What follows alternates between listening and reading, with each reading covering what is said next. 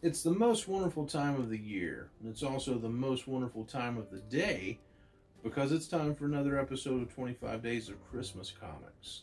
This is day 18 of our 25-day series, and I am your host, the Dude Without Fear. If this is your first time stopping by and checking out the channel, I am very glad that you're here. I hope that you enjoy the show. If you're a subscriber, thank you for subscribing, and thank you for coming back and enjoying the wonderful bounty of Christmas comics that I've been bringing to you this Christmas season. So this Superman comic that we're about to read tonight, of all the Superman Christmas comics that I've read to prepare for this series, this one is probably my favorite one. And it's written by one of my favorite Superman writers, Dan Jurgens, who just seems to really understand the character better than most people that write him, that I've experienced. And it's a story called Metropolis Mailbag, and it comes from Superman number 64. So our story starts out, Superman is flying over a snowy metropolis on December 23rd, and he's thinking to himself, of all the things I've found myself doing during the holidays, this is the one I like the least. Why do I do this to myself? Just like the last time Superman was on the series, we have a Superman who's kind of acting a little Scroogey for the holidays, but we'll soon find out why. As Superman comes towards the end of his flight, he's thinking that the Eradicator, Intergang, Mr. Mxyzptlk, none of them get to me the way this does.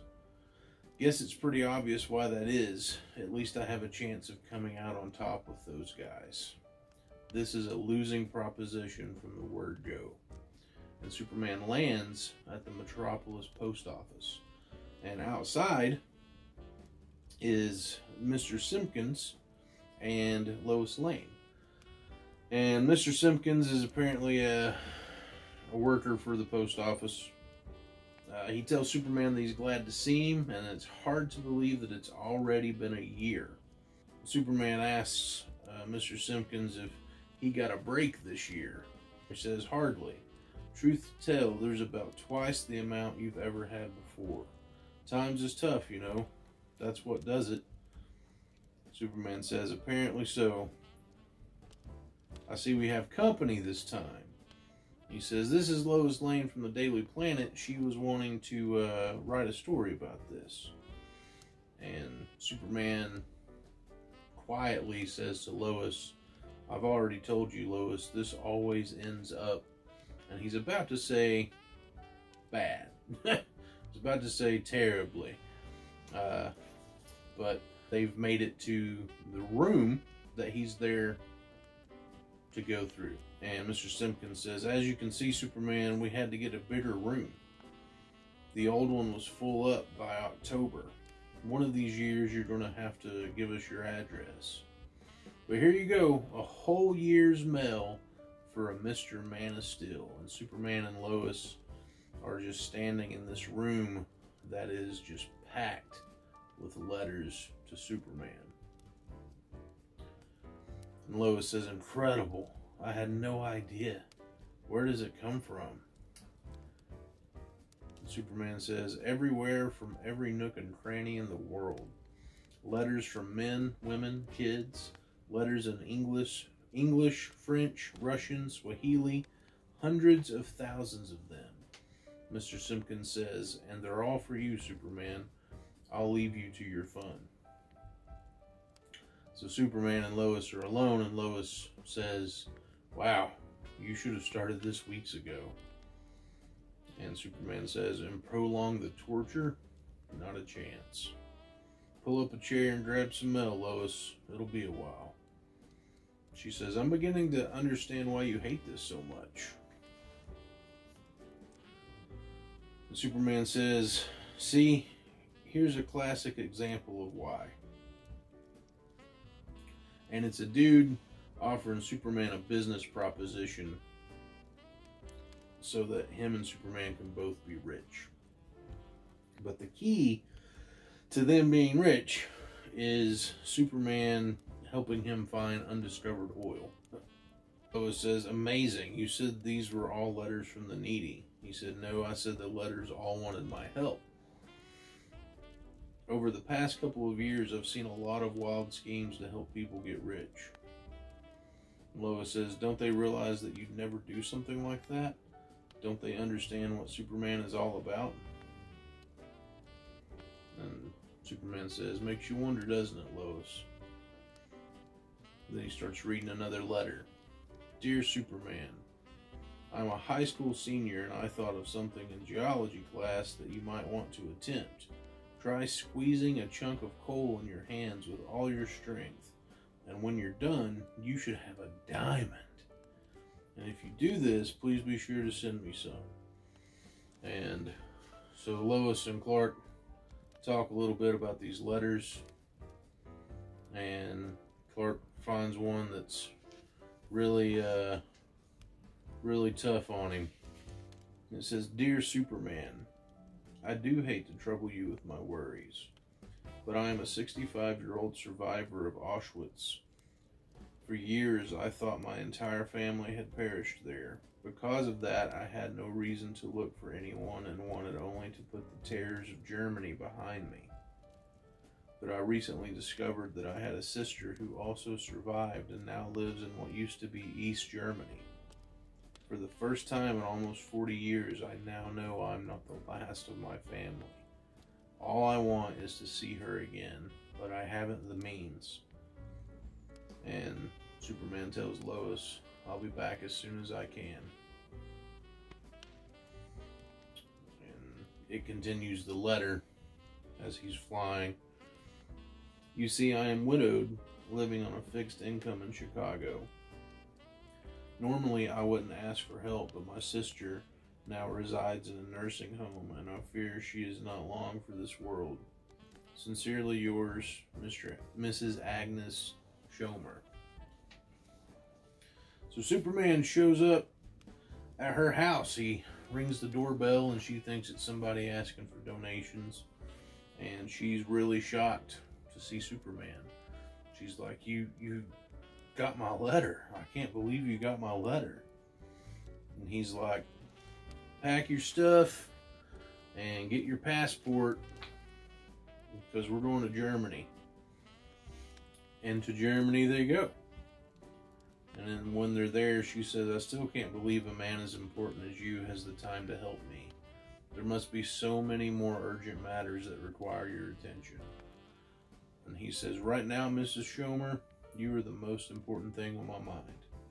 I've cleared everything with the American Embassy. They'll be glad to put you up while you're in Germany. And she asks him how she'll ever repay him for this. And he says, enjoy your reunion, Miss Schomer. That's all I ask. And then she sees her sister for the first time since she was a little girl. And they're hugging and crying. And Superman thinks to himself, this is why I do this to myself. Every now and then, it is good to be a Superman. Might as well head back. Soon it will be morning back in Metropolis. So Superman goes back to the post office, and Lois is still there. And she tells him that while he's been gone, she's been continuing to read these letters. And she says, for the most part, it's just one tragedy after another. And Superman says, I know, that's why this tears me up so much. That and the fact that I can't do anything for most of them. Lois tells Superman that she separated the letters into piles that they can deliver to various government and charitable organizations. And Superman commends her on that because they are far better equipped to help them than he can. And he looking through letters, says, "Look at this. Here's a letter from a woman who needs a heart transplant and can't find a donor. And here's another one from a man who can't even keep his family fed."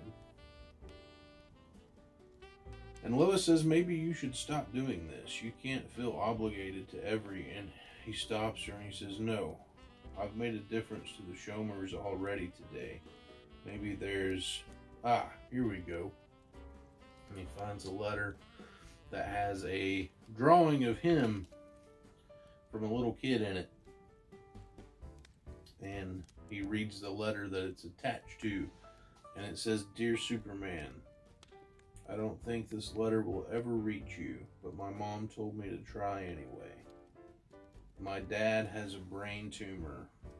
The doctors say they can't do anything to save him. But you can, right? I heard that you can do anything, even do a brain operation to get out a tumor. And since you're so awesome, I know you will come and save my dad's life. Love, Terry Baldwin Jr., age 10. P.S. I hope you like my drawing." And Lois asks where he's from, and Superman tells her Salt Lake City. And she asks, You're going on this one, aren't you? But what will you do when you get there? What will you say?" And he says, "All I can say.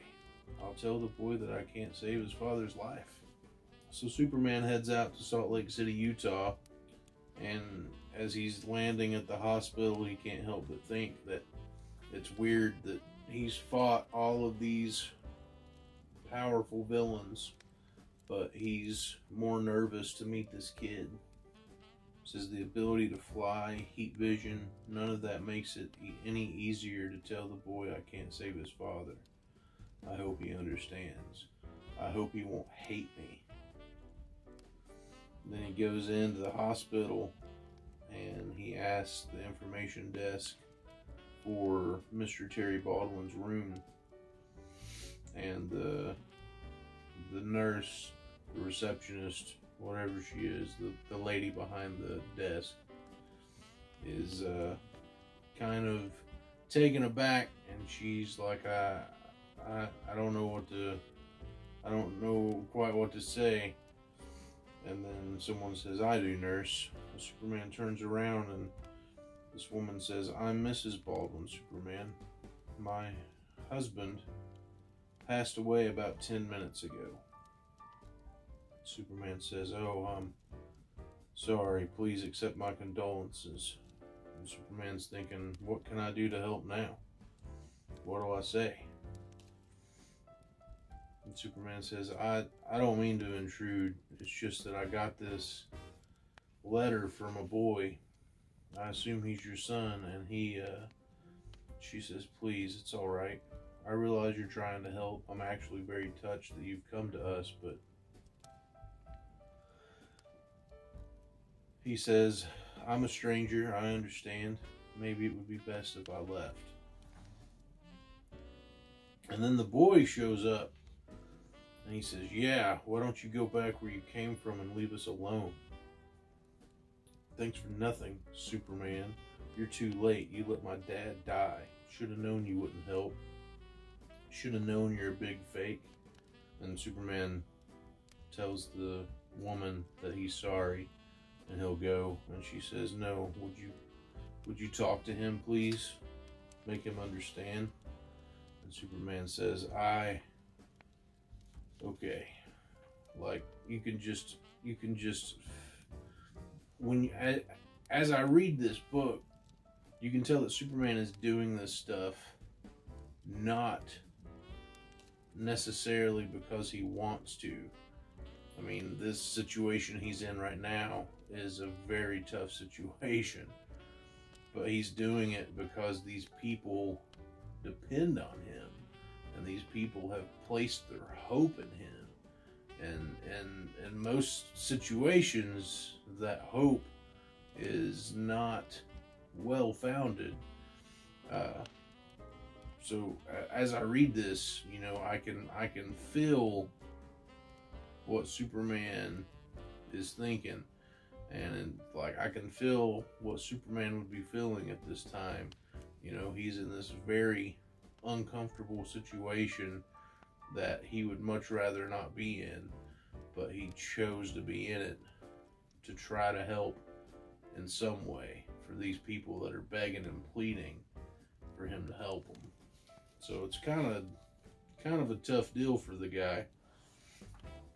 So Superman goes to the boy. The boy's like, beat it.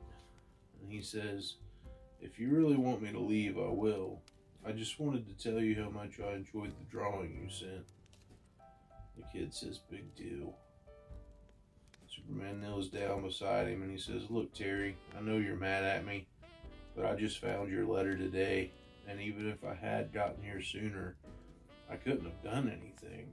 I'm not a doctor. And the boy says, but you're Superman. And Superman replies, no, I'm Superman. Emphasis on man, whereas Terry emphasized super. So there are many, many things I just cannot do. I wish I could have helped your father, though. I wish it with all my heart. And his mom shows up and says, we understand, don't we, Terry? And the boy runs and hugs her and is crying. And she thanks Superman for caring enough to come. And he says, if there's anything I can do. And about that time, a nurse shows up and she asks Mrs. Baldwin if her husband wished to be a organ donor. And she says, not that I know of. And she says she's kind of uncomfortable with that anyway. And she goes, the nurse says, I'm sorry to hear that. As next of kin, you could have donated his organs to those who were truly in need. And Superman tells Mrs. Baldwin, I know it's none of my business, but I'd like to offer something for you to consider. I received a letter today from a woman who is in desperate need of a heart transplant. Chances are your husband's heart is incompatible with hers, but I'm sure there are others in the same predicament. You could give those people hope, Mrs. Baldwin. You could give them a shot at life. And she turns around and just, I guess, to think about it, to consider. And then we're in Kansas City in a hospital. And the nurse is telling the doctor that an operating room is ready and prepared. And the doctor says it's going to be a long Christmas Eve. And he asks the patient, Gloria, how she's feeling. And she says, tired, weak, can't believe you finally found me a heart. I'd almost given up hope. The doctor says, me too. I guess you can just consider this a Christmas gift. And Gloria asks, where did it come from? How did you find it? And he says, let's just say we had extraordinary help. He opens the doors and Superman is standing there holding the heart in some sort of transporting box. And Superman tells her, hi, it was your letter that brought me here. I hope this helps. And she says she doesn't know what to say other than she thanks him. He says, don't thank me. Thank a woman and young boy in Utah. They're the ones who found it in themselves to give. And then Superman flies off and says, can't believe the luck. Baldwin's heart was a perfect match for this woman's. Mrs. Baldwin really came through. Guess it proves that an ordinary person can make a bigger contribution than a Superman any day. And Superman's back at the post office with Lois. And he's telling her, about his day. It's been a roller coaster of emotions. And Lois says, there's one more letter I thought you might want to read. You remember that the Daily Planet throws a party every Christmas Eve for disadvantaged kids, right? Well, they've always gotten the Santa Claus to hand out presents, but with the strike this year, they just didn't have the budget to buy any presents. To make up for the lack of presents, Superman finishes her sentence and says they want Superman to show up and divert the kiddies' attention from the lack of toys. She says, more or less. And he says, you know, Lois, it might be fun to see some bright, shining young faces. And she's like, you're going to do it? He's like, not only am I going to, but I think I know a way to make it a very special evening for them. And so Superman recruits some scientist dude who I don't know who this guy is,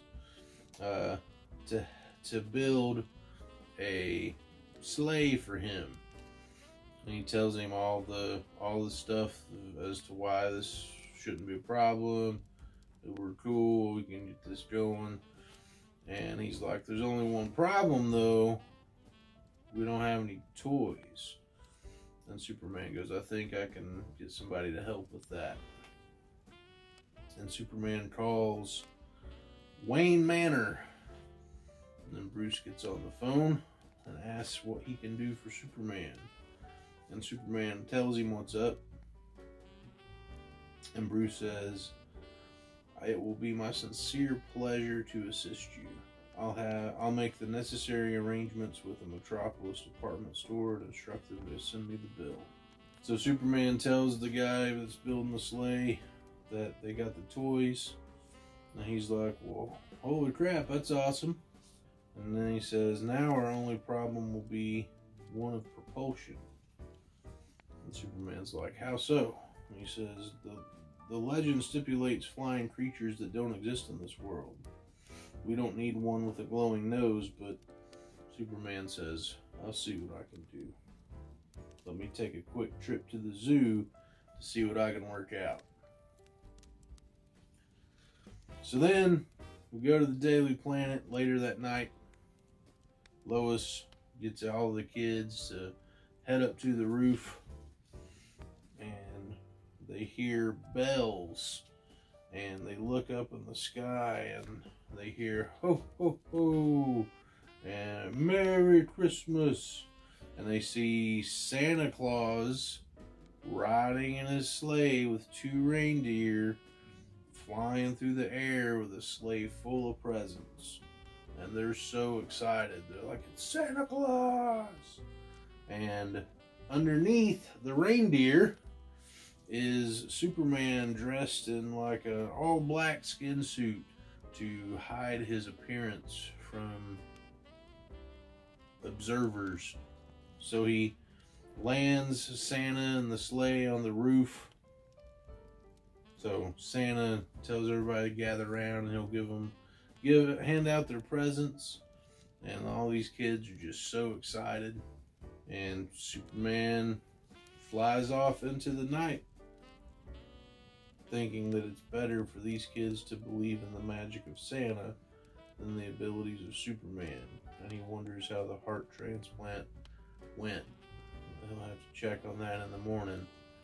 But in the meantime, he's going to go home and take a break. And our story pretty much ends. It's got like an epilogue of starting another story, but I'm not going to get into that. Superman doesn't have to go read all these letters that these people from all over the world send him. He doesn't have to do that. He chose to do that stuff. And, you know, there's even things that he couldn't really do anything about that he still chose to go just be there for them. Choose to help people. Choose to help the people that ask of you, even if you're not going to get anything in return for it. Choose to help them. Superman chose to help people that he could help. So if the opportunity to help somebody comes along, then take that opportunity. Help somebody. Show them love and kindness, and show them what the Christmas spirit is all about. I believe that's all I have for tonight. I hope that you enjoyed this story. I will see you here tomorrow for another episode of 25 Days of Christmas Comics. Good night.